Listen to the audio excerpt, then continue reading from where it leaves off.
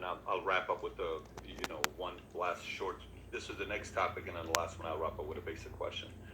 Parents, um, what can we as parents do to um, be alert, be aware, anticipate, prevent? What can we do to be smarter with this? Be nosy and be in your children's lives. Know who they're talking to. Know what's going on. Know whether or not that game that they're playing is a chat feature. And I talk to parents like, well, I'm just not good with technology. And it's time to get good with technology, because if you're going to allow your children to use a gaming console or to use a phone, look at that as a weapon, right? No parent would hand their child a loaded gun and say, "Oh, well, I'm just not good with guns, so I don't know how to check to see if it's loaded." Tell me how a gaming console or a phone is any different, right? Our job as parents is to protect our children, and that means protecting them from things that they don't understand the consequences for. If you go to our website at deliverfund.org, you will see a video of a boy who was trafficked. He was groomed through a gaming console.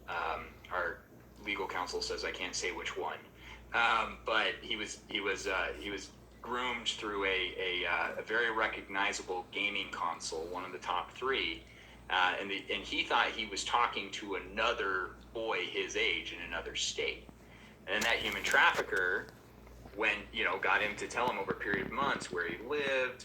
Human trafficker then contacted him and said, "Hey, I'm with my dad up the street. Why don't you come out and say hi?" So the boy did. Jumped in the car. Obviously, it was a grown man. Took his phone. They found the phone in the front yard of a neighbor's house and took this young boy to another state. Now, luckily, one of our analysts, Kara Smith, you can find her on Instagram at Kara the Huntress. Which is kind of our little name for her, because she lives to hunt down human traffickers, and she's a former NSA analyst. She was able to find this young boy where he was, and within a couple of hours, and law enforcement kicked in the door of this guy's house and rescued the boy within 48 hours.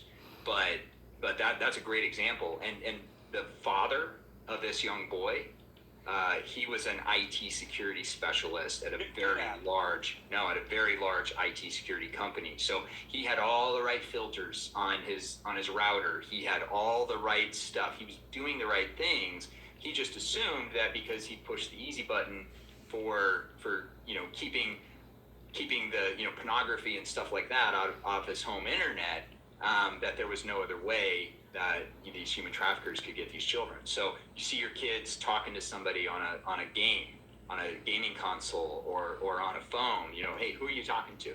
What are they saying? Do you really know that's them?